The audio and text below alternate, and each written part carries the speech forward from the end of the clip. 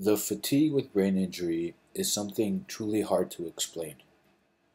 And I think of it, it's a complete overwhelming, a complete exhaustion where you are unable to function, but it's a mental exhaustion. It's not a physical tiredness.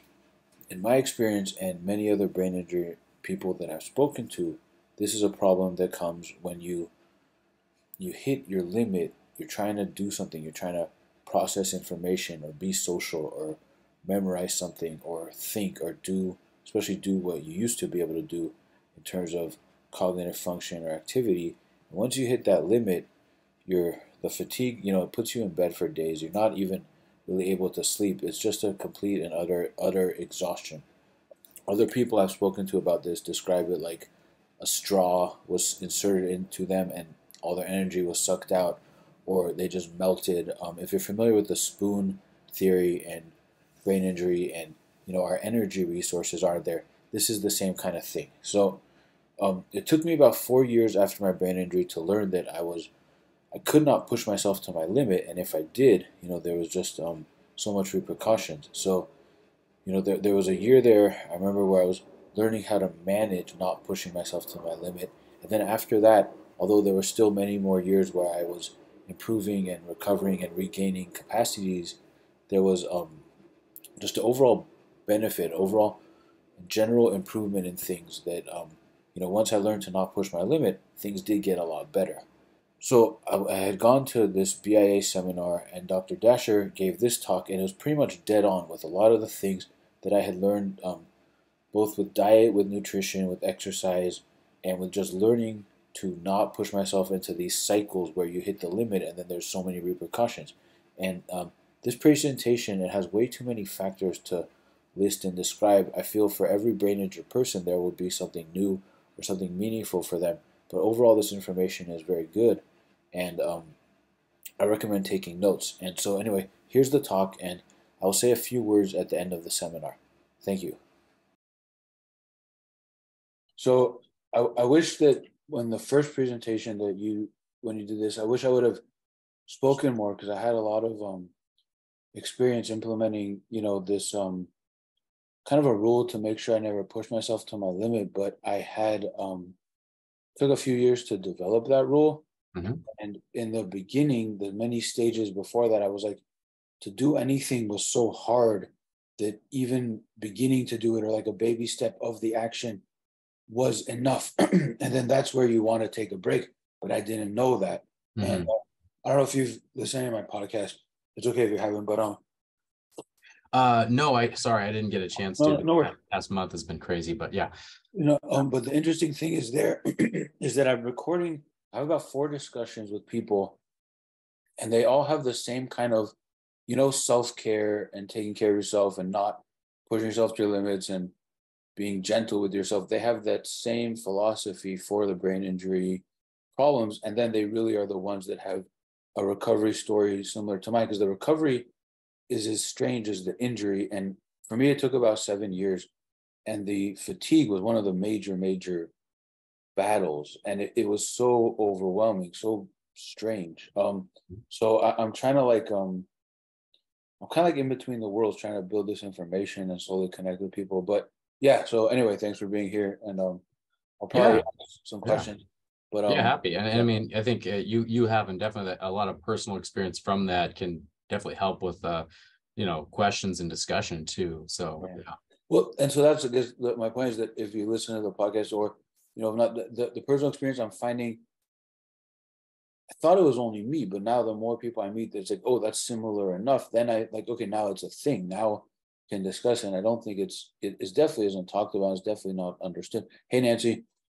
So, hi everyone. Thank you for coming. So today's speaker is Dr. Nick Dasher. You're at the University of Washington, and so today's topic, we'll just jump right into it. It's the nature of the fatigue with brain injury. And the fatigue with brain injury is one of the most difficult and confusing. And I think of it as truly different. Having experienced it, I think of it as truly different from things that exist when you don't have a brain injury. The fatigue is a really, really difficult challenge. And I think that people have different names for it. Fatigue, exhaustion. It's something that attacks. It's something that completely takes over. I know from my experience, I had two types of fatigues where there's a baseline of general fatigue, and then there's a point where you do something and you get so exhausted that you can't even function. You just gotta curl up into a, not even sleeping. It's not sleep. It's an inability to function. And I think many people have this problem. I think it's a big problem, and people sometimes don't know about it. So that's even makes it even bigger issue. So anyway, I saw Dr. Dasher present at one of the BIA of Washington presentations about this, and I thought it was really good. And so he's going to share that information. And I think today we can have the talk. And if you guys have questions, you can raise your hand and bring up any questions or discussion as we go along. I guess with that, this is being recorded because I'm hoping to put this on YouTube and get into further discussion about the nature of the fatigue with brain injury. So thank you, Dr. Dasher. I guess, yeah, take it away from here. All right, yeah, thank you so much. So let me go ahead and share my screen here. Great. All right, well, hello everyone. Nice to virtually meet you. And Dan, thanks again for the invite to come give this talk. So as you mentioned, so just some background, so I'm a board certified clinical neuropsychologist with the Department of Rehab Medicine here at the University of Washington. I've been here for about 7 years, feels like 20 sometimes, but primarily work a lot with patients who have typically a traumatic brain injury and stroke, or probably close to about 60–70% of the populations I treat. And so fatigue is often a common phenomenon, both my assessments and with interventions. And so I really kind of built this talk out of a lot of the research that we've really known from managing, chronic pain and other factors that are, are involved with that are really translate well to helping individuals recover from TBI. So yeah, as mentioned, if there's any questions or anything, feel free to throw in the chat. And we can kind of get to it interspersed through here, but also afterwards. All right. So overall, I'll briefly just talk about, potentially some biological causes they feel fatigue. The biological component is kind of a difficult question to answer because there's a lot of reasons somebody can feel fatigue related directly to the injury to the brain, but I'm going to kind of cover one of the more, more common themes to it. But really, a lot of the causes are looking at the lifestyle factors that come in terms of how one's affected after TBI, and then go really into the different ways of lifestyle management and things that you can do from day one in terms of sort of monitoring that fatigue and help to gradually improve it to make it less impactful on your life. So I'd say in terms of the biological cause of fatigue, I think one of the things that is consistently being studied is looking at the involvement of what we call the reticular activating system. Essentially what it is it's a bundle of neurons. And are you seeing my tracker here? Making sure. Okay, good. So it's a bundle of neurons that really sort of within the brainstem that go through the hindbrain, midbrain, and then out through the forebrain. So you have the projections here. And one of the critical roles of it is it's involved with sensation, consciousness, our attention, and a lot of our sleep-wake cycle. And so essentially it plays a really critical role in filtering a lot of information that, in terms of what we need to focus on and what we don't need to.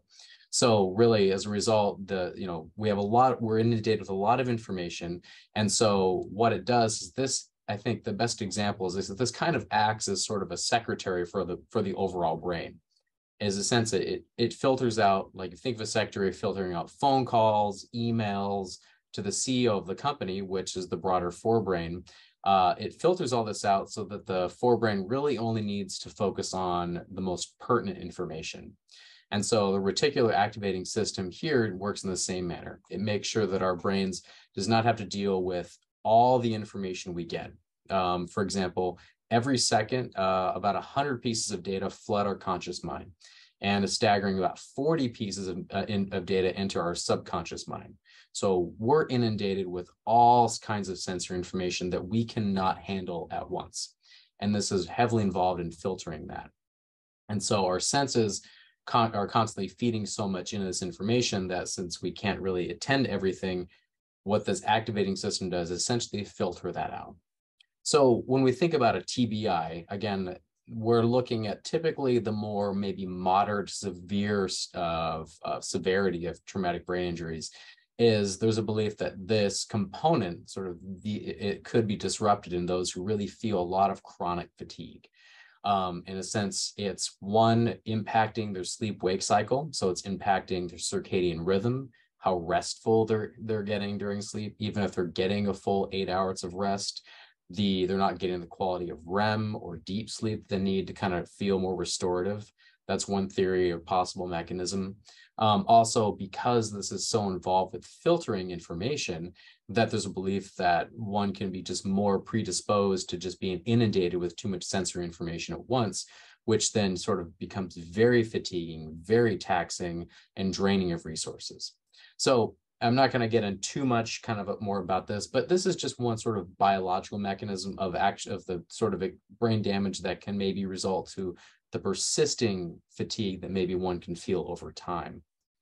But I think one thing that's really common is what we call is sort of this cycle, and I'll get into this a lot more a little bit later on, but what you get is this cycle of an injury after a TBI, where, one maybe sustains a TBI, and then, this is kind of drawn from the pain literature, but one feels maybe a lot of pain, directly from the injury itself, maybe bodily pain due to other skeletal damage. So if you're in a pretty severe car accident, you may have sustained shoulder and back and leg injuries or whatnot. There's a lot of things involved that are really kind of exasperating all these symptoms. And so that really restricts your movement. You're not really, you're kind of recovered. A lot of sometimes, you're advised to really restrict a lot of movement, let your body heal. But then over time, one gets much more physically deconditioned as well as cognitively. Their muscles atrophy a little bit more. There's more stress on your joints. You kind of get more muscle tension because you're not really moving. And then you kind of involve what we call this at-risk movement. People maybe start to move a little bit more, but do too much. And then they can overuse the injury, causing more pain. And that kind of just repeats the cycle. This is just rudimentary, but it's generally saying that people can fall into this pattern of deconditioning due to pain and other factors that just cause one to just become less and less tolerant for physical, sensory, and cognitive information that just leads into one feeling more and more and more exhausted over time.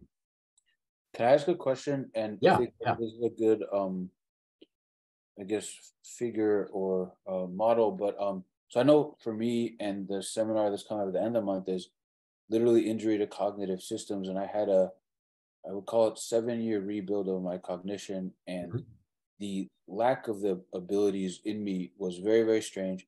And I've only met other brain injured people that have similar problems like that. So this borrows from the pain literature, but I would say that my big problem was the cognition. So then I wonder if there's any, or are you familiar with any literature on like these core problems, these things that are injured in the brain injured person that are like, they're like black holes inside of us, like these blind spots that we can't even get into. And then we try to, the restricted thinking, restricted executive function, restricted use of our senses, and then it would lead to this kind of a cycle as well. So I think the cycle fits is just the part that's injured is unique to each brain injured person.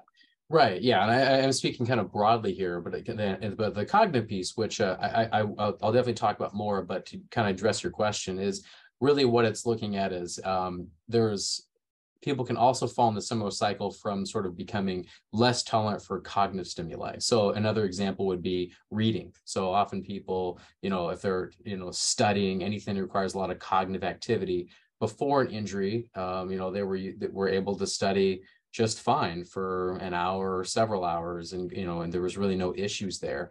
And now after the TBI, they're getting back into doing that, and just the strain of having to really work with that information, rehearse it, read it, comprehend it, all of those facets that come with sort of really higher order cognitive skills. One is there's probably a period where you really weren't engaging in that kind of activity during a recovery, and then you kind of throw yourself back into it.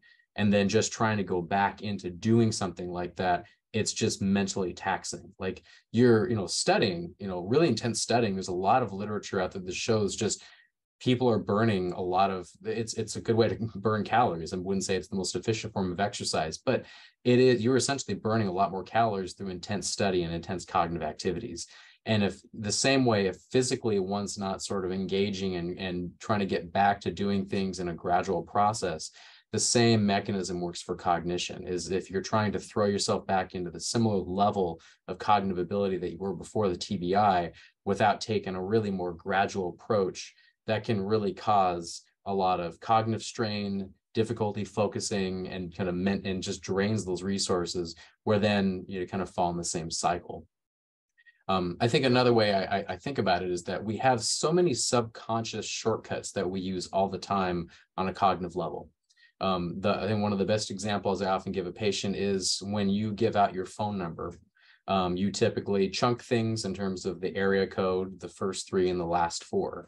And that's just such an automatic thing. You can even hear it the way you say your phone number. You say na na na na na na na na na na. Like you even make a little rhyme out of it sometimes. And that's just unconscious. You kind of just do that without thinking. And you'd be surprised just how many shortcuts we use all the time in terms of remembering information, filtering information on any cognitive level, whether it's simple to more complex. And after a brain injury, it's often a lot of those shortcuts that we're not always really aware of aren't as efficient anymore. And it could be for a variety of reasons. It could be that one's processing speed is slow enough that really does impact how effective some of those initial shortcuts were. But it's hard to kind of be, you have to really kind of know more specifically based on a neuropsych test to see where those difficulties are, because it depends on where the brain was injured and so on. But essentially, those shortcuts can be less effective. And so then somebody's having to rely on, these less effective shortcuts. And then when they don't have those, then you typically are sort of really starting from ground one, trying to figure out ways to more effectively learn information, work with information, think about things. And that's common. I think like the healthiest brain, independent of any injury, is not very good at processing information without using mental shortcuts. Like we need, like I said, with the reticular activating system, our brain only has the capacity to really process so much sensory information at once. We use these shortcuts on a typical basis all the time, and that's normal. And so after an injury, those shortcuts become less effective, and you have to sort of relearn that. And I think, Dan, as you mentioned earlier, I kind of had this 7-year journey. I mean, it's part of that process is relearning what these shortcuts are, making them more and more automatic. And I'll kind of talk about that more, but I think that is typically. I do that on a daily basis, though. I continue to learn, and I have to do it because I've been dealing with this head injury every day. I read at the speed of a 3rd grader, and I have to learn how to get around because of the new world. I've been dealing with this head injury for 37 years. And when it came around the 21st century, I had to learn how to use an iPad, an iPhone, or whatever, and it was a new thing for me. It took me about 10 years to learn how to use it and how to work to get around it. These are things that a head injured person, a severely head injured person, and it's a constant thing. So if you're talking about fatigue, every day I deal with fatigue. Yeah, I think that the thing that everybody's going to have to deal with for the rest of your life. And not even know that that's a fatigue. Well, I think that brain injury people are very aware of it, but it's hard to put our finger on it because it took years to figure out that, this is the automatic stuff that my brain used to do that is now so exhausting, and that became the things I would have to drill. But I think that explanation is I think we're aware of it, although it's hard to put our finger on it and develop the awareness around it. But yeah, so thanks for really call it though. I mean, fatigue. Give it another name than fatigue, because I think it's more than that. I mean, no, I agree. Fatigue is the right word, but yeah. Sorry, yeah. I don't want to take over your show.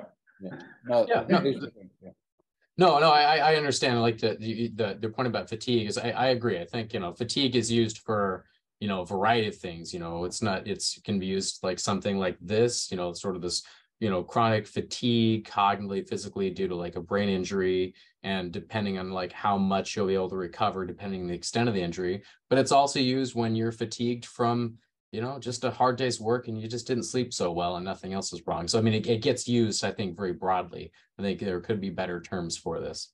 And this is very different from that, because I believe any brain injury person that I know that talks about the nature of the brain injury fatigue, they say it's not like when I was tired. It's not like when I didn't sleep and I stayed up all night drinking. And I look at it simply as a brain is inefficient, and then in what? And then it's probably a million things, or many, many things that the brain is inefficient in. Can I read some questions from in the chat? One question to address at some point is about the training of, do neuropsychologists know and how to support and may be aware of this fatigue? Do they know? So do they have an awareness about this fatigue, and is it represented in job training and in academic work? That's one question in the chat. Yeah, I'm taking a look now. So I've experienced several evaluations whereby the neuropsychologist really did not grasp my situation, and the testing evaluation missed it as well.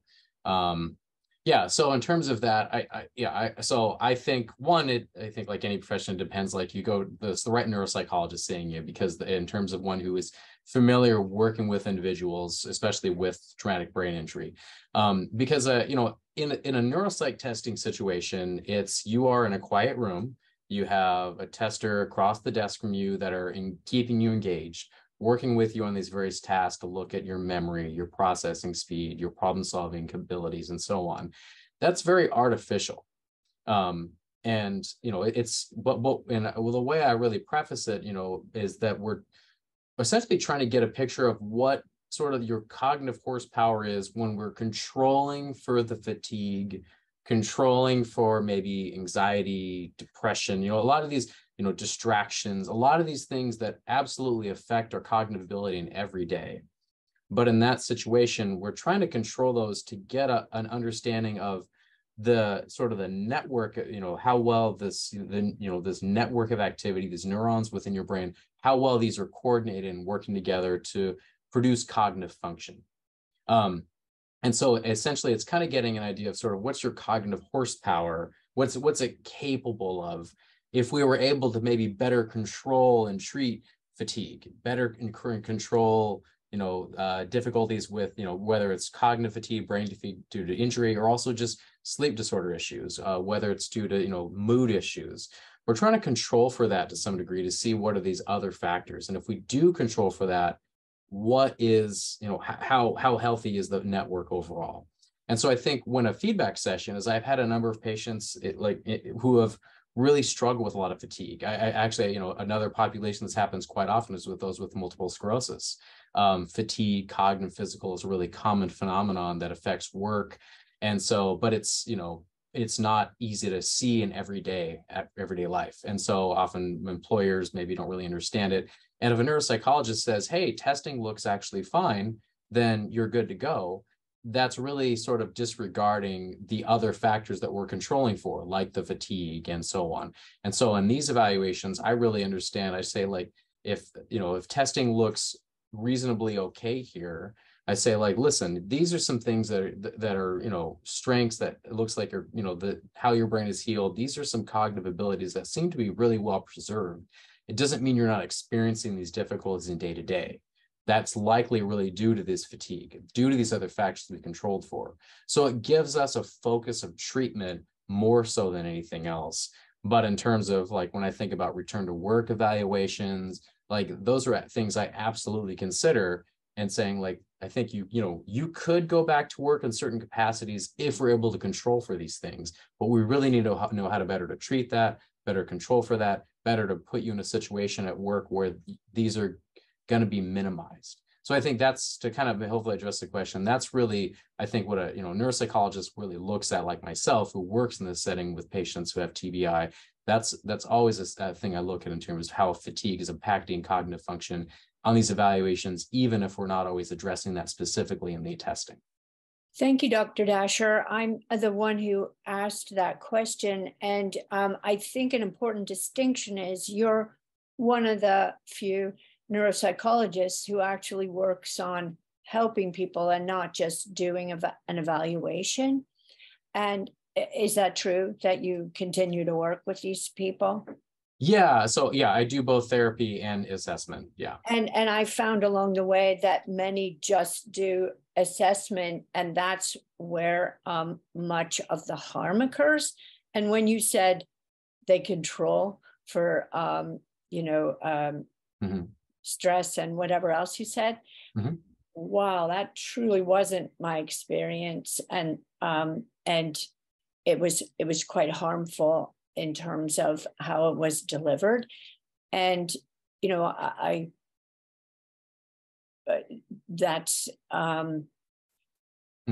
I can so agree. anyway, and I don't know if that person then in that training needs to be specially screened for knowing about brain injuries, because there's so many blindnesses in the practitioners. But I don't want to dwell on that. I just want to put that out there, and I'm glad that you're applying what you're learning by actually helping people and looking at what's behind the things that the testing simply isn't designed to see. Yeah, no, and that's, I'm sorry to hear about your experience in there. And I think like any profession, there are practitioners who are better or worse. There's always some variability there. I think one thing is definitely look for those who are board certified, because that helps to control for some, you have this strong level of training on one aspect. I do think there are a number of practitioners out there who maybe call themselves neuropsychologists who maybe don't have the right training. I mean, there's definitely some issues there that it's not really fair for patients to have to do the kind of research. You want to go to a doctor that is going to be good. But that aside, I think in general, working with a neuropsychologist who works in a rehab setting, rehab medicine or physical medicine rehab, whatever the department's called, they're, generally, and I'm speaking a little bit from bias here because that's the department I work in, but we are much more comfortable working with patients more than just an assessment. We're, looking at things much more holistically. Now, I think the field as a whole is moving in that direction overall. So I'm optimistic that a lot of these experiences you've had are becoming less and less frequent. But, traditionally neuropsych testing is kind of looking at your last, comment and question here, really was designed to just be an assessor for localizing a brain injury before we had imaging. But the field is really rapidly changing. I mean, now that, since we've had imaging that is really consistently available in the 80s and 90s and so on, I know where the brain injury is before I see somebody for this kind of assessment. So oftentimes this piece of the assessment is not localizing, but trying to map on, functionally how that network is working. As I mentioned, like I've seen a number of people who have seemingly some really abnormal brain images that you can see were pretty extensive damage who do well on testing, and others who seems like it's fairly minimal, but actually are having some pretty severe difficulties. So the correlation is not always consistent. So that's why the testing here does look that functional piece.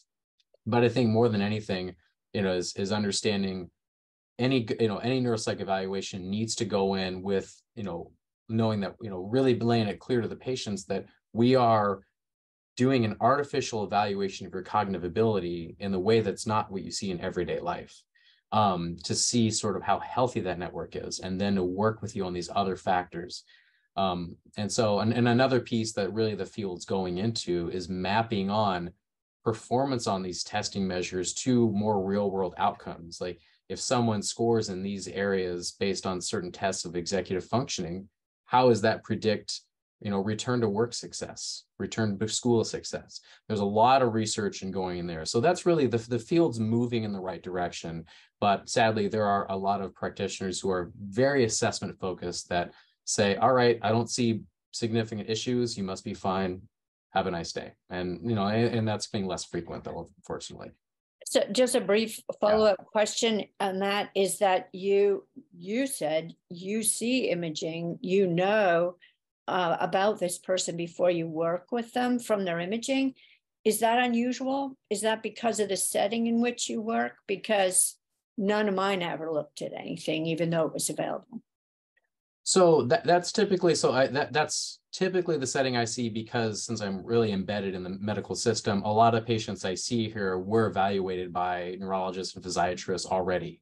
So we have access to the records. So typically when they see me, they've already done the workup because of the medical workup for initially for that injury.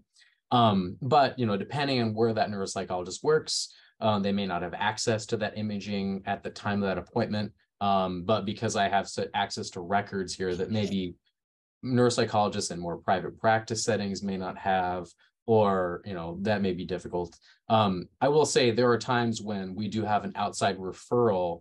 We get a lot of patients from Central Washington, Eastern Washington, and other states serving the WWAMI region that get out here, that they see me for an evaluation, and I may not have actually the report of their imaging. So it does happen every now and again, but I do tend to get that information at some point, and we'll update my report or recommendations if that enlightens something more. But yeah. You guys have any job placement programs for head injured people at all for that kind of? So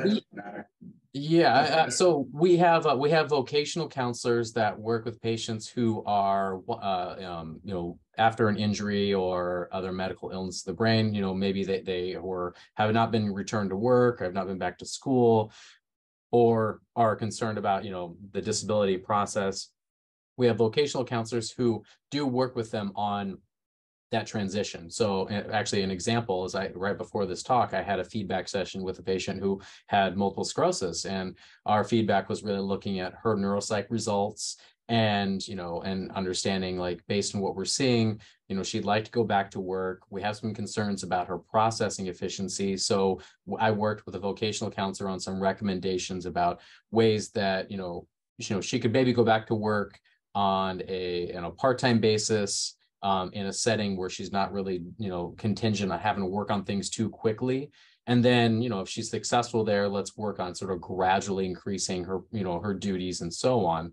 But then the vocational counselor will kind of work on that. I would say in our department here, it's not so much a job placement, but we do in the city of Seattle and through the vocational department down at Harborview Medical Center, we have the Division of Neurological Vocational Assistants, and they work, Dr. Bob Frazier is the head of that. And they work a lot with patients who are really in job placement programs. And these folks have TBI, stroke, but also we see a lot of folks with developmental disabilities and, or autism and things, in terms of helping them kind of helping them in work capacity. And they do much more, they're much more hands-on in that. Our vocational work in this department is really, how do we kind of get you back to where you were and work within that structure? The DVR of neurological vocation, they work really with more job placement. And I'm happy to kind of, talk more about that a little bit later. Yeah, thank you. Just to give you enough time to do your full presentation, we can move forward. But thank you everyone for the questions. Yeah. So kind of moving along here. Let me get the slide.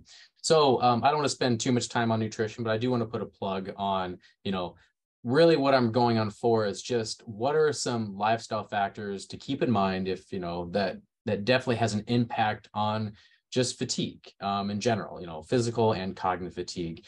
And one thing is, I often get a lot of people ask me about nutrition, like, are there proper diets, things like that are good for me, that are good for brain health? Essentially, there is no perfect diet. I think, there's a lot of research in what it is, but just like every diet plan out there and fad diet you see, it's out there because we don't have the silver bullet yet.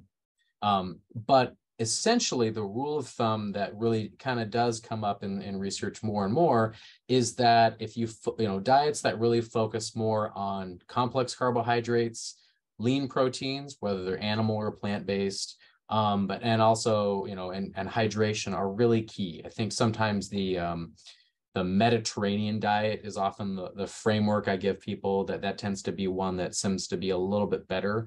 The link there is that we know is what's good for the heart is good for the brain.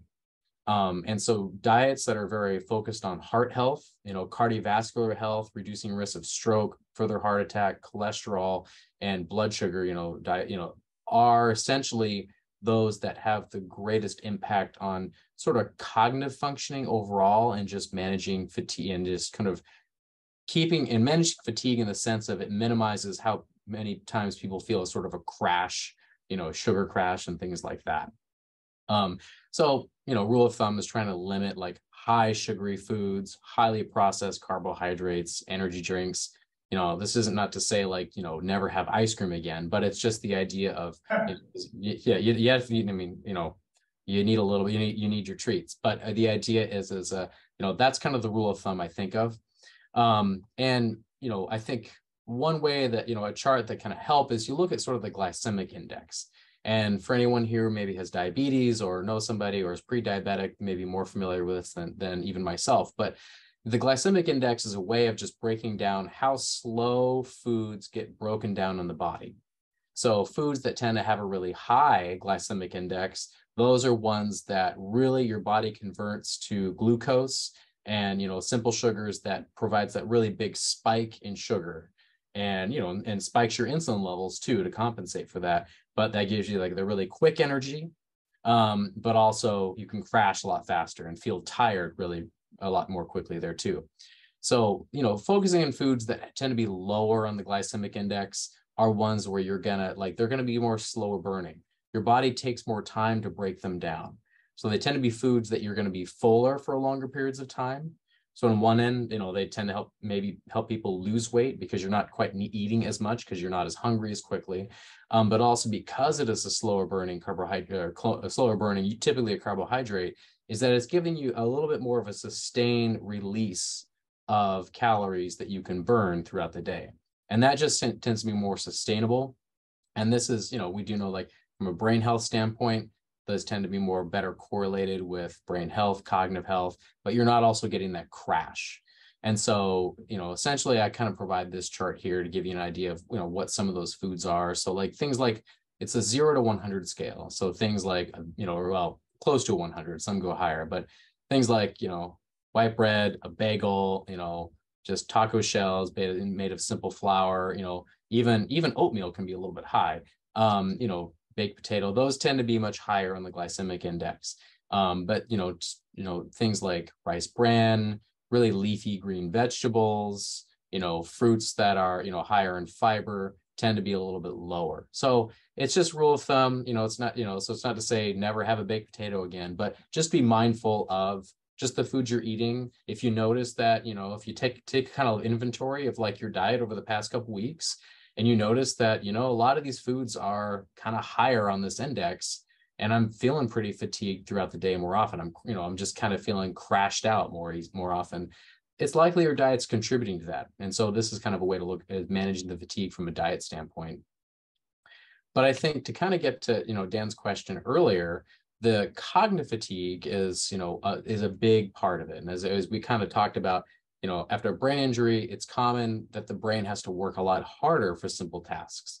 And there's a lot of research that looks at sort of neuroimaging for folks that if we have fMRI studies, so we have these studies where we look at changes in blood sugar and conversion of that in the brain. So we're measuring how much energy and calories the brain's consuming and do certain tasks.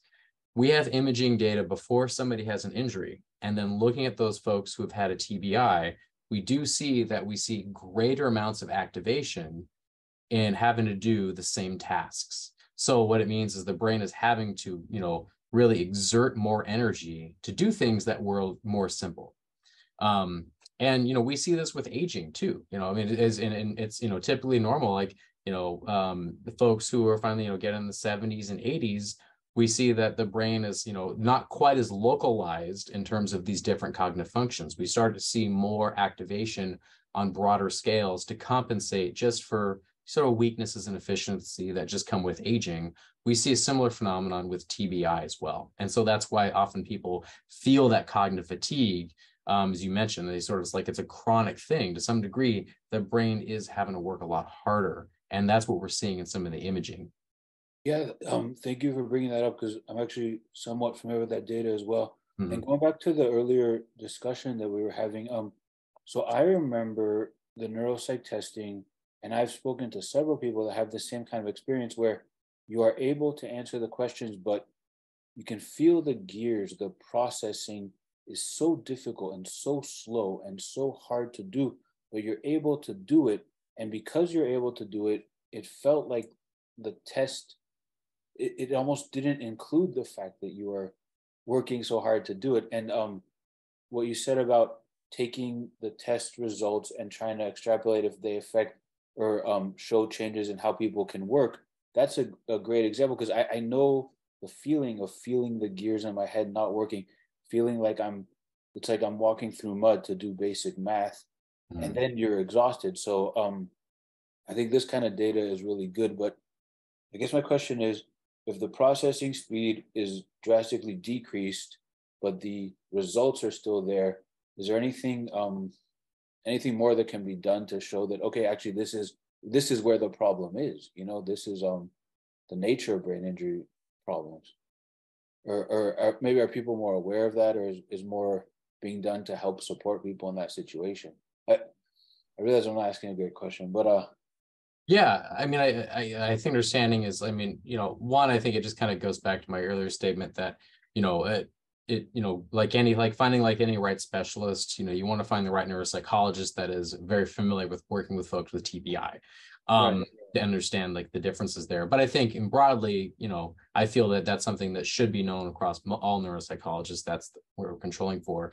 But I think what the neuropsych evaluation does well is, is when you do see, like, for instance, like I see, patients who, hey, these tests that you didn't have to work really quickly on, like you did very well. Your reasoning skills, your underlying abilities to conceptualize on things, to problem solve, to organize and plan, like these tests that assess those abilities all look great.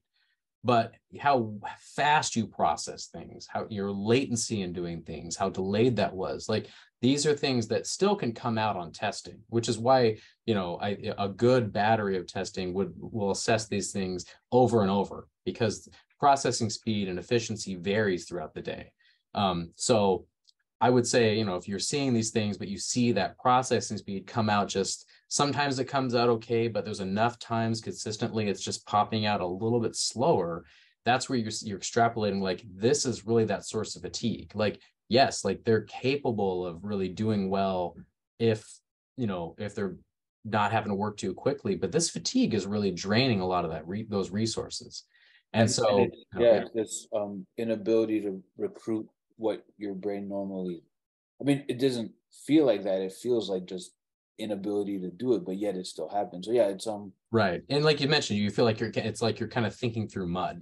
Now, the way that you kind of go about treating that is the way is like you, over time, like the brain, there's enough, the brain has, the concept like plasticity, which you're familiar with, and maybe many of you are familiar with, but plasticity is the idea that your brain, through all the experiences you do in a day-to-day, reorganizes to an extent. Now, your brain is most plastic when you're young, and as we get older, it becomes less and less plastic in that way. We used to think when you were about mid-20s to 30, your brain was like a rock, in that sense. So if you had damage there, that damage there will heal the best we can, but it's not going to reorganize.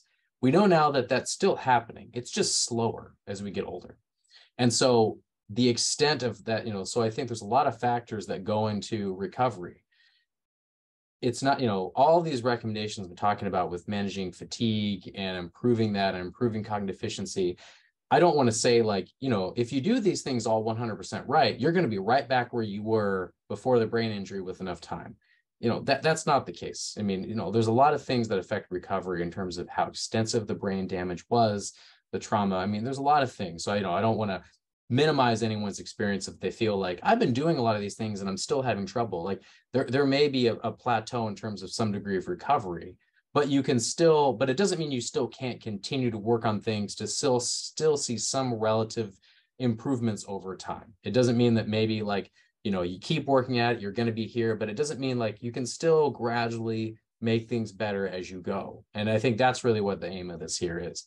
And so when I think about plasticity, is you want to really try to create, over practice, more and more shortcuts, so that when your brain is, as we see in the activation, it's compensating for doing simpler tasks. The more and more times you practice things, the more automatic things do come, the less brain energy it's using to do that. And that reduces that sense of fatigue. And, in some ways, Dan, maybe, that's maybe what's going on under the hood a bit for yourself with your experience, like that, as you're over time, like, the brain is adapting more and more.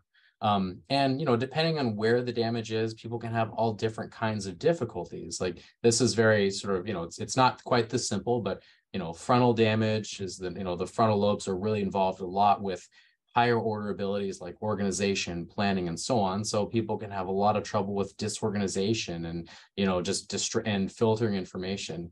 People can have damage to maybe their parietal lobe, which is involved a lot with visual perceptual abilities and insight into your difficulties too, and attention. So, again, this just gives you a broad example. It's everyone's a bit of a snowflake in terms of, their experience is going to be a little bit different from the other person, depending on where and the extent of damage. But, I think one thing that kind of applies to a lot of these areas is practicing different shortcuts. So your brain is over time uses less energy as these things become more automatic. So one thing I think about is forgetfulness is a chronic waste of energy. Think about it like how, you walk out your house, you forget your keys, your wallet, your phone, or other important things you needed to get. And so then, first of all, you're wasting energy because you're frustrated, you're mad at yourself for doing it. And then you're trying to remember what it is you like, where you put things, or if it's too late to go back, you have to try to remember the list of things you made for yourself to get at the grocery store. All that thing drains your energy. And so, as I mentioned, so stress, all that combined. And so you think about, one effective strategy that I talk about with patients from like a cog rehab standpoint is when you want to incorporate something new into your repertoire, like a new, learn something new, or like you want to like maybe embed it in something that is something you're already doing. So for example, if you're constantly kind of forgetting stuff before you leave the house, think about what is a place in your house that you always go to? And usually the answer is the bathroom. Everyone has to go to the bathroom. So make that, like, put a basket right there by the sink that has your wallet, your keys, like whatever it is, like you're always going to see it. And then, right outside your door of your house, you have a placard that has a reminder thing like wallet, keys, whatever it is, the things you're kind of constantly forgetting, like it's just a backup, like grab those things. You kind of incorporate like rooms and things you always move in as reminders. All right, oh yeah, I got that. And so you're less likely to forget these things. You have a system that's going to keep you on track, and then you're not going to be as stressed about forgetting those things. You're not going to waste cognitive energy on that, and that's going to help sort of manage that. And that's just a quick example. But the overall idea is that the more and more you kind of like do that, the more and more you're going to just grab your wallet and your keys. I'm not saying it's a perfect system, but the more and more you're going to like not forget those things. Even if you don't check the door, it just becomes a little more automatic because you created the system that keeps you on track. And then it just becomes a little more automatic that unconsciously you're just doing these things. And I often think about, learning to drive a stick shift. And, the more and more I give this talk, the more and less relevant this is ever going to be, because they don't make manual transmissions hardly anymore. But when you're, think about when you're learning to drive a manual transmission, for those of you that have, is if you're like me, you probably almost took out the transmission of your dad's van. And, you're just like, grinding the gears. You're trying to think of all the things in terms of let off the gas, push down the clutch, hold the second, let off the clutch, lightly give it gas enough, and then repeat, and then do it. Like you're constantly doing that. If I had an MRI to my brain, a functional MRI to my brain, it's likely lighting up because I'm having to tend to all of these different things. It just really to sequence that. And then, for those that, again, know how to drive a manual transmission, you're just doing it automatically. You're driving down, you're thinking about something else, but you're not even paying attention to all of it. You're suddenly in fourth gear. Like that's not even registering in your attention because it's just something that you do automatically. And there's like a whole network in your brain called the basal ganglia, which is the structures right in the center that are involved with sequencing and learning things like that. And the more and more that you just kind of make things automatic, the more that, that structure is kind of taking over and using less and less cognitive resources. So again, that's what happens after TBI is like people are sort of having to use more of their brain's power to do simpler tasks because they're having to relearn some things. And then just through practice, this other system is able to sort of kind of take control and help you learn things. It doesn't mean it's going to be as efficient as it was before the TBI, but it is a way that our brain does generally try to make things more and more automatic. And that's generally the kind of the framework of trying to reduce that fatigue. Go ahead, Dan. Looks like a question. There's a question in the comments, but I also have the comment is, so this seems not to take into consideration the complexity of daily tasks and the synthesis of multiple parts of information. I think that the examples of learning and the complexity of learning, one of the biggest hurdles I found with relearning is the huge self-judgment and the huge frustration because you're doing something that you once were able to do, and the other people around you don't understand what you do. So that makes it such it's just so much harder. But technically, you're right. If you just begin it in here's what I can do, and then you expand off of that and work on it in repetition, then there is regaining. But it's I guess it's the multiple aspects of it that is hard to retain in our head, and then the having to deal with something that you lost, having to deal with something that was once normal. If you have any, I guess, advice for that, or it's it's a self-judgment, but it's a part of brain injury. Yeah, no, absolutely. So, the thing that you're right, like our daily life, there's a lot of complex tasks we do in a day-to-day that before brain injury kind of maybe took for granted. Like you were aware that you're doing a lot, but you just did it. And then after a TBI, it just becomes much more concrete and aware to you just of how many things you were doing that are a lot harder. And essentially sort of this kind of just this like framework I provided with sort of trying to make things more automatic is you really just pick a couple tasks at a time. And these are the things that you're focusing on making more efficient, accepting the fact that these other things may be harder for a while, but I'm just going to focus on making, these things more efficient. So the example here is like, I'm just going to be, my goal is like, I want to be less forgetful leaving the house of these really crucial things that I need, like your wallet and your keys and your phone and whatnot. Because, not having those is very hard. And you're right, this is totally into executive functioning challenges that come with that. So you pick just a few goals here and just practice that, just work on that. Forgiving yourself for other things are going to be hard. And the more that becomes something that becomes a little easier, a little more automatic, then you kind of focus on the next. And I think it leads in the next thing is like, you're right. I think overlaying all of it is the frustration. You don't feel the same. You're having to relearn things that, that you knew before. And the thing is you're kind of, you feel like you're back to square one. You're not fully back to square one, but it feels that way. I think, the key part to that is that being aware of how your stress, how you react to your negative self-talk, how you react to that actually will only make things harder. And I actually have a slide later on about this, but if you're really agitated, if you're anxious, if you're frustrated, if you're mad at yourself or mad at the world about, it's like, I left my phone again. I told myself I'd never do this, and you just let it snowball and you get frustrated. But the issue is that when you're really frustrated like that, it actually makes your cognitive abilities even harder, because what you're doing is you're triggering that fight or flight response in your body. That same mechanism that your nervous system has, so you're ready to fight a bear or run like hell or something like that, that's kept our species alive for thousands of years, like that also activates when you're just really frustrated over something like this. It doesn't care the context. That's how your body reacts.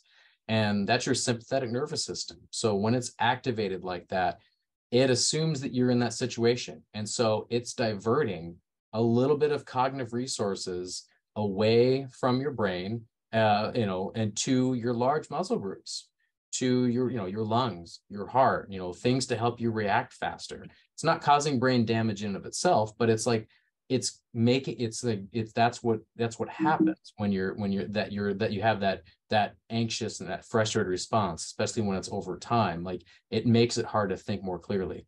And I think, we've all maybe been there to some degree when you've been so mad you can't think straight.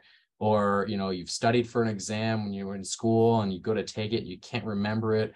I mean, somebody who's an actor goes up there and gets stage fright, can't recall their lines. Like that's what's going on there. So that frustration that, you can experience when you feel like you're starting at, at level 1 and working your way up will make things a lot harder. Yeah. I have 2 questions. Yeah. Sure. Okay. So it goes back to a couple of slides you had before. It was about overuse, injury, and pacing. I don't know I've done too much until I get a tension headache and lightheaded and complete fatigue, but I can't judge that. I go and I do something and I get very into it and then it's too much. Yeah. I like doing taxes and then I got so lightheaded and, tension headache and I had to lie down on the bed. I can't judge what's too much. And it's like, I can't measure it. And what do you do to know that you've done too much? You walk too far, or you've done too much. I can't measure it. Set a timer. No, well, so that's the first question. And the second question is, say I want to go do an activity that is going to be kind of an event, and I'm going to be using my eyes at the art museum. Should I rest for 4 hours before I go? Is there a way to control it, like do nothing and then go to the activity? Or so it's the pacing, the overuse. I can't judge this at all. When you say don't do too much or overuse, who knows what that is until you get the physical symptom that says get down on the bed. So, yeah. Anyway, those are the questions. No. Thanks for your question. Actually, and if it's okay, I'm gonna let me table that because I actually am going to answer that directly pretty soon. So okay. I couldn't have asked. It's like I almost paid you to set that question up for me. So this looks too seamless. So yeah, because that's a big component of this. But just to wrap up a little bit more, or just kind of this cognitive fatigue is again, like we've talked about. These are things to think about. Situation example, you keep forgetting your wallet. So what's your general routine in the morning? What are the rooms you go to? What's like sort of what do you have that's already automatic? Do you like always kind of reach into this cupboard to eat this particular cereal? Like I said, we always use the bathroom. Like think about what are the automatic places you go to set up homes for these things that you're constantly forgetting to make sure that's more in your line of sight. And over time, make that more automatic there. Let's see, hard to self-facilitate and measure one's response, reactions, abilities on different physiological levels. Yeah, it's hard. It is hard to self kind of measure that. And I'll definitely talk about more of like what the role of pacing is. And as I think the gentleman said next to you is sort of setting a timer. That's a bit of a sneak preview of really what it is. So, in terms of managing, the physical fatigue, often we've talked is like you want to get back to normal. You want to jump right back into what you did before. And it's hard because there's a lot of things we've already discussed. You could be really deconditioned. You're physically not as fit as you were before. Cognitively, things are more taxing for you. There may be a disabling injury in terms of maybe loss of a limb or amputation or paralysis. And I mean, really, there's a lot of factors that come into that can make things harder. And then the stress, anxiety, emotional factors, all of those things can make it hard to jump back into life. So most important thing you want to consider is like, you want to know when you need a break. And one that kind of comes into the pacing that I'll talk about in a bit. But you want to know how much time to devote to things. But I think before I get into the pacing, I really want to make a plug for prioritize the things that matter the most in your life. So this is I'll kind of explain this in a bit of a little story here. So there's been different versions of this spoken, so you may have heard this not, but like I like to think about it as prioritizing your life in this context. So a professor stands before a philosophy class and has some items in front of him. When the class begins, he picks up a very large empty jar and fills it with these large rocks. Then he asks all the students to ask if the jar is full, and all of them agree that it's full. Now the professor picks up some pebbles and pours them into the jar. And then he shook it lightly. All the pebbles kind of roll into the cracks that are left. Then he asks again, is the jar full? And the class kind of like laughs a little bit. Yes, now it's full. Then he picks up a box of sand, pours the sand into the jar. And of course, the sand fills up all more of the nooks and crannies. And then asks, Now is it full? Of course, the students kind of laugh a bit. Okay, now it's full. Stop with these questions. And then the professor picks up 2 cups of water, pours into the jar, and then the water seeps in and finally fills all the cracks evenly between it. So class kind of laughs. Now they say it's full. Now the professor says, I want you to recognize that what the jar represents is your life. Large rocks are these important things. These are things like your health, making sure you engage in enough exercise as much as you can. Focus on the really important relationships in your life, with your partner, your wife, your husband, your children, planning, self-care, engaging in things that make life worth living. These are what these large rocks are. And these are your passions, things you want to do, things that if everything else was lost and only remained, your life would still be pretty full, because this is what matters. The pebbles are the other things that do matter, like your job, your house, your car, the things that you kind of need to do some of these things, but they're not what makes life fulfilling in that way. And the sand and some of the smaller things are really the small stuff. These are things like distractions, like watching something stupid on Netflix because you don't know what else to do today.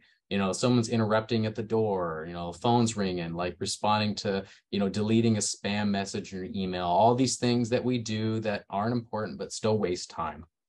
And I think where the point of this story is that we frequently under-prioritize what matters most. We chronically under-prioritize what matters most. And I think when you think about it is what we call like the 80-20 rule.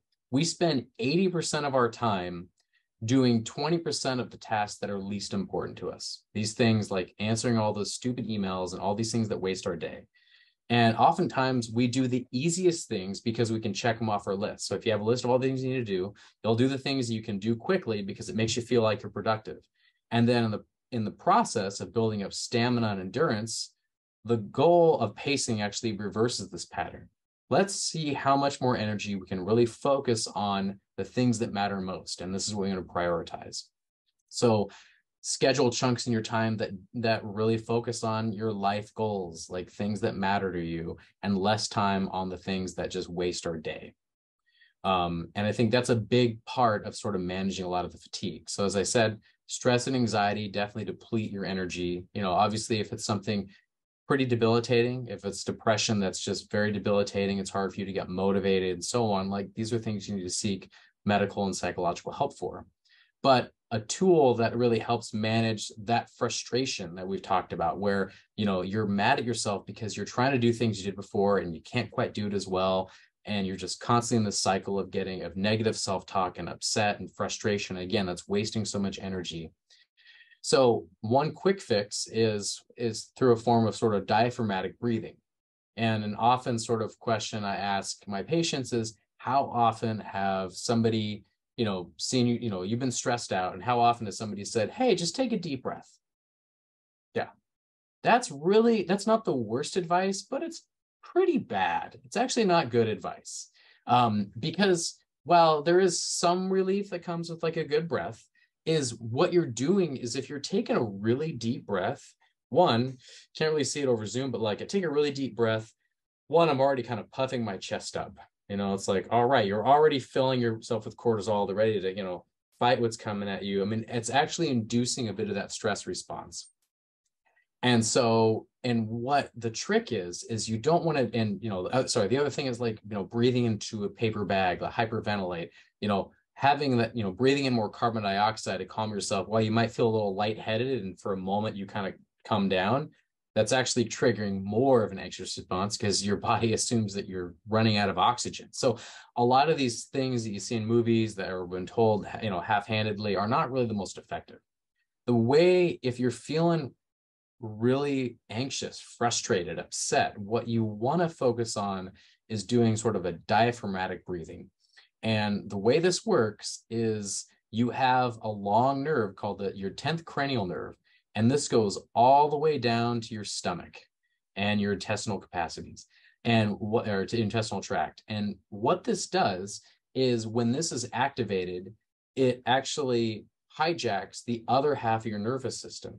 So you have the sympathetic, which is involved in that fight or flight response.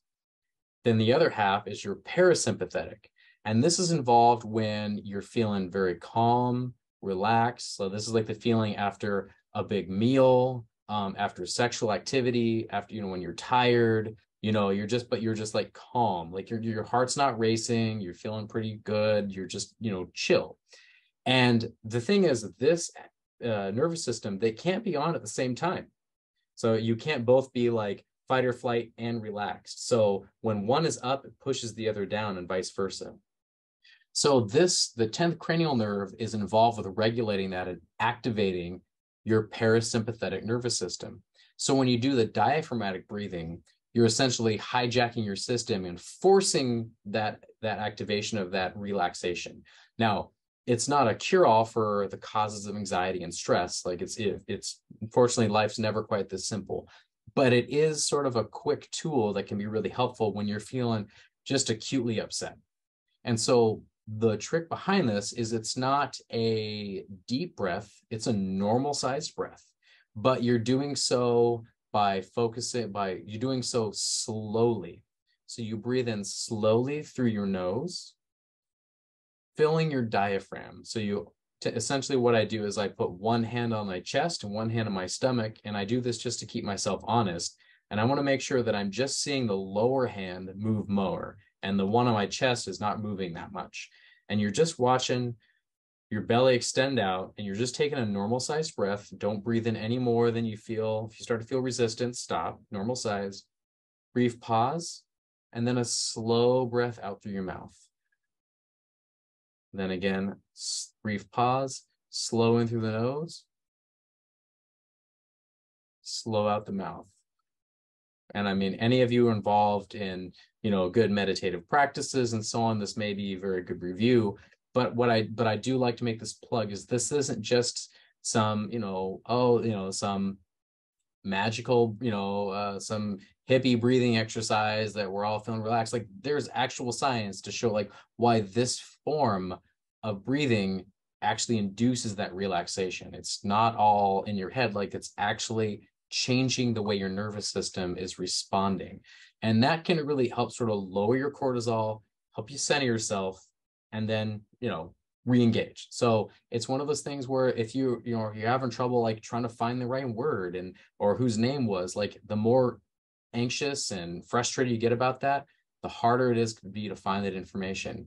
If you have the time, you can just do this, and you're more likely to kind of just think a little more clearly. It's just kind of, it's removing a little bit of the way the stress impacts cognition and then drains your energy. I mean, it just, drains your cognitive energy over time. This is really what that focuses on. Sorry, and my diaphragm is locked from shell shock, the impact. So there's no vagal nerve stimulation. I'm sorry to hear that. But it's taken you 5 to 6 years to reactivate and integrate it. Wonderful. I mean, I can't imagine how hard that would be, but that's exactly what it was doing. It took that time to work on that. And so, yeah, and sort of like that sort of breathing exercise is key. You were a mediator and a physiologist pre-accident, and you could really take an in-breath. Yeah, I mean, that would I can see how that would affect your startle response quite a bit. Yeah. Thank you for sharing that, Kim. I think for every brain injured person I met, I have a term I call it the core problems, the things that got injured in us. We got to like seriously figure out what it is and then work on it. And that sounds like a very difficult one to have to manage. And I just want to say, Nancy and I have coined this term called the invisible quicksand, when you have all these problems that aggregate with brain injury and then you're stuck in it. So I think I've used this breathing exercise. I guess inadvertently I started from the very beginning, that and a mindfulness kind of approach to thinking about what I was stuck in, but it doesn't make the problem then go away. It just at least calms you down a little bit, because the problems are still there, the issues are still there, the brain injury problems are still present, and especially when you're not getting the help you want, it's all still there, but at least you're not freaking out, maybe. Yeah, and no, exactly. It doesn't take away everything, but I think what it does is that it gives you a little more control. And I think that's a common thing, is you can, as you're in the midst of everything you're trying to recover from and get your life back together, is you can feel out of control. You feel like, you're not able to focus and do the things as well as you did before. And no matter how hard you try, it's still hard. And you can feel the sense of helplessness and so on. And that, you can see how that snowballs, and you can just feel like, what are you going to do? And there's nothing I can do. And what this does is it just gives you something that you have control over. It's not going to remove all the stressors, but it does give you a way to recenter yourself, because the most effective way to tackle these things in an appropriate manner at a good pace is when you kind of are in a more sort of a more calmer mindset. You're going to have more energy to do that. And that's just kind of what the goal behind that. One short point I'd like to slip in just to highlight is how important it is that practitioners understand this, because oftentimes they're like dumping expectations onto a patient who cannot do that because of something that the practitioner is not aware of and not paying attention, and therefore not supporting. Yeah, no, that's an excellent point. And I think, and a lot of it varies on, the practitioner seeing, like, do they have the right training to understand this, and the time. I mean, oftentimes folks are just following up with maybe a primary care doctor who just has 10 minutes to see you. And that's just something that kind of gets maybe overlooked. So yeah, this is something that really does need to be prioritized more and more. You have those moments of like meditative moments. You need to find also possibly to remember, separate, and do something different to really, that's what I would do, to separate myself from the moment of stress, do your breath, and then go to something that relieves you and calms you. Mm-hmm. Music, I have musical instruments that calms me. I have cats that calm me. I have things that would separate me from that. And I have a pattern of, I've had years of this injury. So, and I learned on pretty easily. I had a lot of, doctors and nurses and such that they were using me on as a tool to learn from them. So. Yeah, I mean, that's a great point. I mean, you want to be able to, if have a way to sort of, however you need to recenter yourself. So, I mean, this is the breathing exercise is a way to sort of hijack your nervous system, but also what are ways to kind of help you get there? Music, meditative, environment like where you are. I mean, a place to make sort of your sanctuary is important. And I think, with this kind of exercise is that there's moments we may not have we may not be able to go to that place that kind of calms us. Maybe we're not at home or something like that, and we're feeling ourselves starting to get really panicky. This is a way to sort of give you a tool to use. You can carry with you anytime. But also it's not a natural way to breathe, I think, all the time, like, for various reasons. Like, so practicing this is important. I mean, I do this whenever I'm having trouble just falling asleep at night. I mean, it's like, if I'm finally get my toddler down and she's not making any noise and I'm trying to fall asleep, like, I need to kind of center myself after that. So, but find a way to just practice this, even if you're not feeling stressed, to just do this twice a day, 10 or 15 minutes, just to make this, again, sort of an automatic way. So when you are in those moments where you're just really overwhelmed and, know that this is something you can do that you're already good at, you know how to work through this. And I think that's a good way to sort of just kind of put yourself back at a good level to move on. And, I think this leads into really, the pacing, which we kind of talked about before, is, when you're recovering with TBI, it's common to overdo it. I think, we all want to kind of, I think it's a normal experience to get back to what your life was before an injury. And you mentioned, like, you're trying to do all these things, and it's hard to know when is too much. Back to your kind of initial question, like, you're doing these things, you mentioned you were doing taxes, and it's like whether you're doing physical or cognitively taxing things, like, you got to, there are things that need to get done. You got to do your taxes, you got to keep up with, maybe yard work or whatever it is, like things that, are important. And you're trying to, like, throw yourself back into the way you used to do it. And I think what happens, and I'll kind of show, like, in this next slide has a good example, is that, a typical cycle is, you've had the injury. So let's start here. And then for a lot of reasons, you're more deconditioned, you've needed a long time to recover.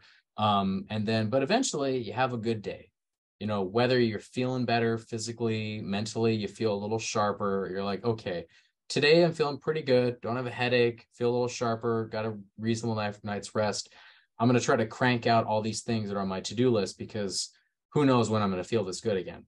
And then you definitely overdo it. And that's when you notice, like, you're starting to get that headache, whatever, but you're pushing through to get these things done. And then, you're really wiped out the next day, and for whatever the symptoms may be. It could be fatigue, it could be maybe you have a headache associated with that, a lot of bodily aches, whatever it may be, but you're wiped out. And so then you really just take it easy. Like, you don't push yourself too hard, but over that process, your muscles really aren't getting a chance to gradually get stronger. Your cognitive abilities, like, you're not giving yourself the chance to practice things cognitively to make those mental shortcuts as well. And so when you're doing things on a cognitive standpoint, it still is pulling a lot of those resources the same way it did before. You're not really engaging in the sort of the shortcuts and practicing those that you need to as much. And then, eventually you feel good again, and then you restart the process. And so, that's really kind of what the cycle of deconditioning does, or what it really can do. And so the way that pacing goes into it is, it's not a system where you work until you start to feel a symptom. So really, when, back to your example, is that when you're kind of doing something and you start to, you notice you've overdone it, when you start to feel that headache or any symptoms there, that's when you've kind of done too much. So with pacing, it's something the key is you find activities first that are enjoyable, but maybe need to get done, whatever. And then you think about the 50% rule. So I use the example here of like mowing your lawn. So let's say, it would take you an hour to mow your lawn typically, and that was fine. But now, since the TBI, everything, just give it the 50% rule. So just mow it for half an hour, and then you stop. And then you give yourself that sort of, you give yourself that break for about 10 or 15 minutes, and then you re-engage for another half hour. And then if you need to take another break because the work's not done, that's okay. And then you re-engage for another half hour until the job's done. This is kind of a simple process, but I just want to break it down, is that the goal of pacing is time dependent. It's not how you feel. And generally, the way I frame this is, we don't live in a vacuum. Like, we've got a lot of things we do in a day, whether it's your working, social activities, anything like that. There's a lot of things that, go on, and a lot of things that come up last minute, emergencies, whatsoever. So you can't pace everything, or else you'd never get anything done. But what I do advise is that you kind of pick one or two things, and you just focus on that. The same rule as I said before, where there's a lot of daily tasks you have, and you have a hard time doing all of them. Just focus on making one or two of these daily tasks easier. With the pacing, it's a similar approach. So I, pick two chores, maybe one physical, one cognitive. So I think with reading, for example, let's say you want to you used to enjoy reading before the TBI, and you want to get back into it. But it's just like you find that if you read for as long as you did before, it's like you get terrible eye strain, or it's hard to focus. Like, used to read for an hour before bed, and now you can't do that. Now you can't read for more than like 20 minutes, and it's too much. So if that's the case, like, for example, with reading, if like you can't read for more than 20 minutes without getting a headache, cut that in half. All right, let's read for just 10 minutes, and then give yourself a 5-10 minute break. Then go back to reading for 10 more minutes. Then give yourself a little break, but the idea is, you want to keep kind of a log of this, and just of these two example activities. And what you're doing is, the log is, you're just noting how you feel at the end of the day. So what you do is you kind of pick these two things, and at the end of each day, or you can say how you feel each morning, it's your call, but rate on a scale of 1 to 10, 1 being I feel miserable, 10, I actually feel great. And just, see how that is. And if you notice, all right, like, I've been reading for 10-minute periods with 2 breaks for this past week. And I've noticed that I would like to read more, but that's sort of what I've been giving myself. And I feel okay. Feel like I could do more. Like, you notice in your log that you're still rating like 7, 8, 9, 10. So then increase it maybe 10%. It's like, all right, I'm going to read for 15, or, whatever the 10%. I'm just going to rule of thumb. I'll read for 12 minutes and then I'll take 5-10 minute break. And then you gradually do that. I understand this kind of like, it can be tedious because you're almost like with a fine-tooth comb just looking at that. But what you're doing is you're really trying to find where that limit is.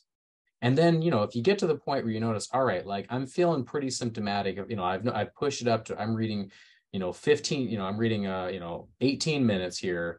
And then, I notice like that's when I'm starting to feel the kind of headache. All right. So what you want to do is let's say just read it like 16, 17 minutes, just give yourself that and just stick with that for a couple weeks and then push it to 20 minutes, after a couple weeks of feeling pretty good. Because what you're doing is you're kind of finding where your tolerance level is. And when you know it is, like, you do want to push it a little bit, but that's why your kind of pacing lets you just gradually kind of nudge that a little more. And it doesn't mean that any improvement in your tolerance, whether it's cognitive or physical, is going to always move this slow. But when you kind of at least know where your baseline is, you can gradually push that. There may be times that it seems really slow, and there's times where it's like, oh, actually, it's kind of actually getting a lot better, faster than I thought. But you want to know where that baseline is. And that's sort of what the general rule of pacing is. Like that 50% rule is find these tasks that you want to do, that you really have trouble doing now, cut it in half to what you used to do, and gradually follow this. It's time dependent, not symptom dependent. And that's really the goal that I feel like this work, and this is where the research comes from, a lot of the work on, pain literature and, and fatigue in general. But this is a really helpful practice that you can kind of carry forward to just gradually increase that level of endurance over time. Yeah. Thank you, Dr. Dasher. Yeah, that's the basic formula. It took me several years to figure that out. And then once I did, I think one thing to be aware is that if you don't do it like this, there's always going to be that limit, and it's an invisible limit. There isn't a clear boundary there. It's just you hit it and then it's too far. And I had to do that for years until I realized I cannot do that. And in that sense, building the awareness to not push yourself to your limit.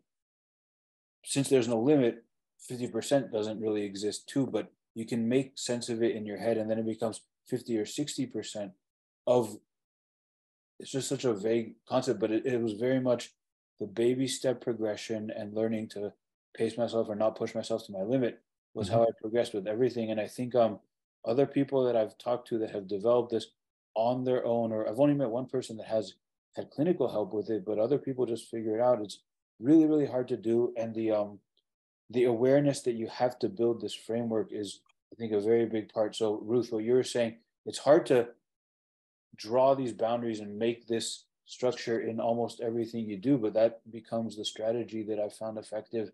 And it's I guess it's a worthwhile goal is all I'm trying to say, because it does help, and you just got to avoid going too far, and building self-checks, building ways to be aware that it's almost like that limit can happen, so make sure it doesn't. Yeah, right. And when you know what the limit is, like, ideally you want to be able to do things a little bit for a longer time, and make things a little more efficient. So when you know that is, you can know if you're appropriately pushing it and increasing that tolerance is really it. And there may be a level where it's like, this is sort of my level, like, depending on how the extent of the injury and whatnot, like, like, all right, this is my limit. Like, I don't know if more pacing is going to push this anymore. So then you just know this is the framework. I can, really only, if I'm going to go to a party and be overwhelmed with a lot of people making small talk, I know that, after a half hour, I'm going to need to go outside and kind of just decompress for a second and then come back in, things like that. You think about every context that you can do this. And, I played the example is like, anyone training for a marathon, doesn't get back out there and run 26 miles. You have to gradually increase that. This works on a cognitive basis too. And this is sort of a, kind of a diagram that shows how you're breaking out of it. So again, you're in the cycle of deconditioning. And so, this example is exercise. I just, exercise is just the pacing, whether it's cognitive or physical, but you're just increasing your level of fitness, whether that's focus or physical itself. And then, you're improving that functionality over time. You're also not avoiding it. Like, you're actively trying to gradually increase that tolerance, that strength, and cognitive and physical strength. And then, that just improves one's quality of life too. I mean, it has a systemic effect of improving stress levels and, improving, how your sense of patience. And just know that, I think you're going to have stumbling blocks. Like, not, everything I've talked about are some general guidelines. Everyone, as I mentioned, is a bit of a snowflake in their own unique experiences of recovering from a traumatic brain injury. As you're implementing things like this, whether it's, changes in your diet, trying to pace things, trying to work on these mental shortcuts to do things more and more automatic, that you're gonna make mistakes. You're still gonna take on too much sometimes. Know your limits. If you feel like you're trying to pace, you're in a point where you're really trying to pace yourself well, you're trying to be really active about it, can know your limits, but don't feel bad about making this a priority of sort of knowing what you want to pace yourself with, and having to turn down some things from other people. Be like, sorry, I can't attend that party, or I can't do that. Like, for these next few weeks, I'm really trying to focus on my health here and try to work on these strategies.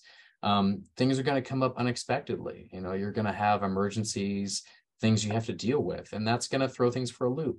Just reset, and you may feel pretty wiped out from that. Let yourself recover and then reset. Like, know that, again, we don't live in a bubble. These things are going to come up, and they happen for all kinds of reasons.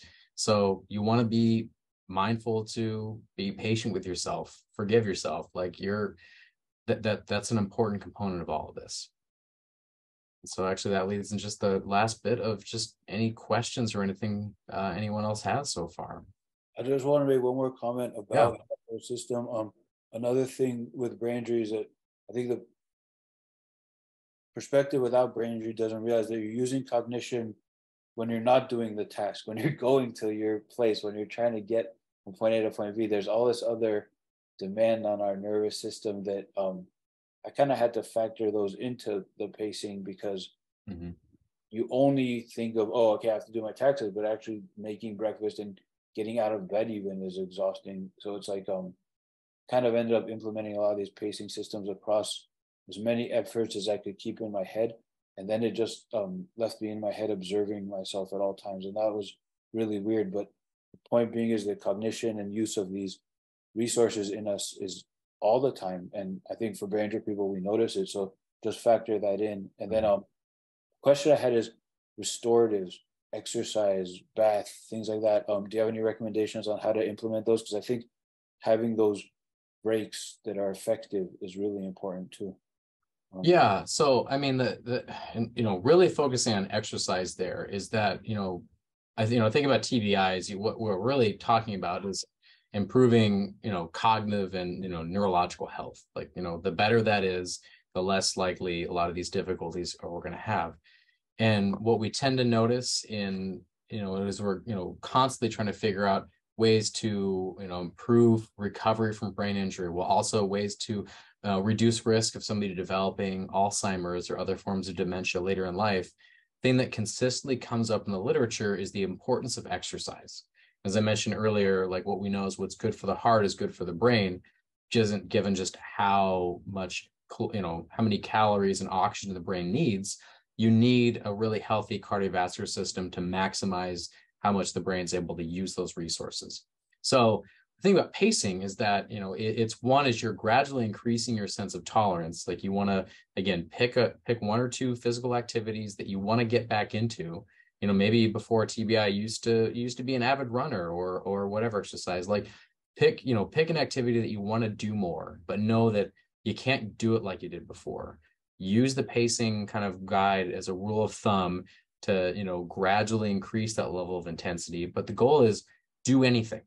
Really, like, there's no bad level of exercise unless it's going to, hurt yourself again. But make sort of one form of exercise a really focused point of a pacing plan, because what we do know is folks who do get a regular amount of physical activity. And, in terms of some exercise where you do get the heart pumping, you do break a bit of a sweat, 20, 30 minutes a day, that is greatly going to reduce somebody's risk of developing a neurological disease down the way.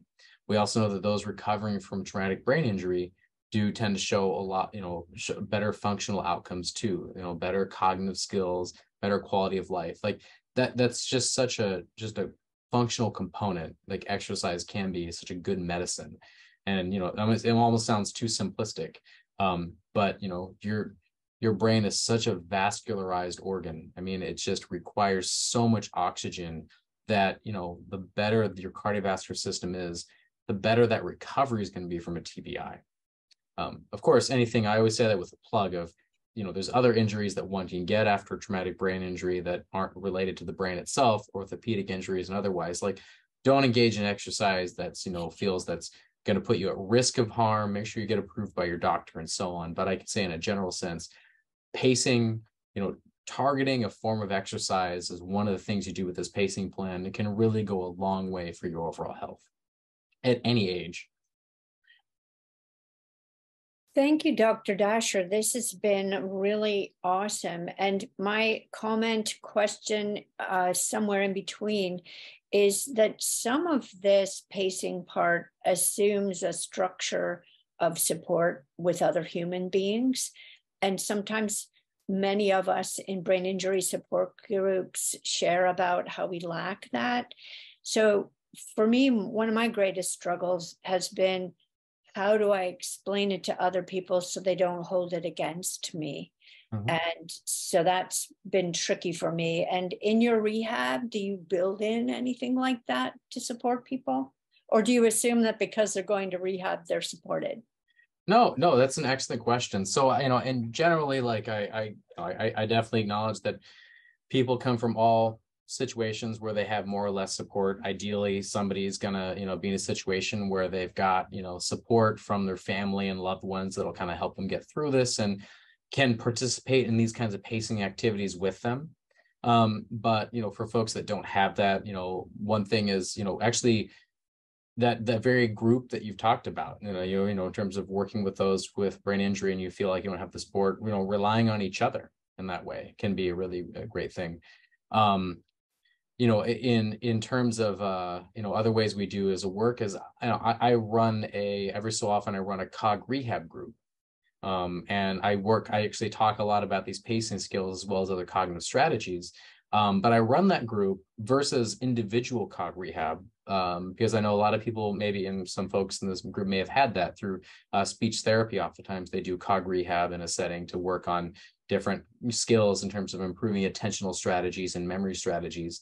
But I run that as a group because it's not only learning the skills. So for instance, we may learn ways to identify and chunk information more effectively. So it's smaller units. So you're using less energy, that kind of thing. But I run as a group because in addition to those kinds of skills, is those in the group are also discussing with each other about what's worked, what hasn't. And in the group, it's not just those with TBI. A lot of folks are, but these are folks who have had, maybe again, multiple sclerosis, stroke, brain cancer, so surgery and maybe treatment with that. Other, real medical reasons for their cognitive difficulties. And folks come from all different time periods. I've had folks who have had a TBI for decades. And I've had folks who just recently had surgery and are just noticing some changes. And so within that, there's a catharsis that I use the group for, where they can know they're not alone. They can work on these skills with me, but also together. And I also encourage people, as much as they're comfortable with, to exchange emails, because I run it over Zoom now. Before it used to be in person. Just it's easier to access more people, but they exchange information to build that support network as well. Because I think these are folks who understand better than anyone, better than me. On a ground, right on the ground level, what it's like. And these are folks who are going to be there to provide that support. So especially if you don't maybe have it right there in your household or down the street. So, those are the ways that I encourage to find that, either I kind of help facilitate it through the group, find ways to, other ways in my feedbacks. Oftentimes in a feedback session, when I do a neuropsych assessment, is I, invite the family and, friends and those who are involved to be a part of that. I think a feedback session can always be a stressful experience because you want to know, oh, nobody likes getting results from the doctor. They're worried what they're going to say. And so I think, that level of stress, as I said, is going to make it hard to remember everything because you're sort of, activated. So it's good to have family and friends there to, one, help hear more information, but also so they know what this person's going through. They know that, yes, they have a brain injury, they're recovering from it, but let's say, there's no apparent disabling injury from it. Like they're walking independently. They're, they don't have any other orthopedic injuries, but they just are having a lot of trouble with focus, a lot of these cognitive difficulties, a lot of fatigue that comes with that, these sort of invisible kinds of injuries in some way. So I want the family to know, like, it's like you're not, invisible in the sense is like you're not seeing them across the street, seeing that, it's sort of like I want them to know these are the things that they're still, struggling with. And these are the ways you can work together to sort of improve these processes. So that's how I try to incorporate that in my clinic and encourage otherwise. Thank you for that. I'm so glad you have a group that addresses this. And I've found the power of support groups to be very informative for me. And I'm wondering if these groups actually talk about how to talk to the people that are not in their group, because that's where I struggle with people holding me to standards that I can't meet because what I'm going through is invisible because I look fine. Yeah. Yeah. So the seminar ended at this point because things broke out into discussion and people shared a lot of personal stuff.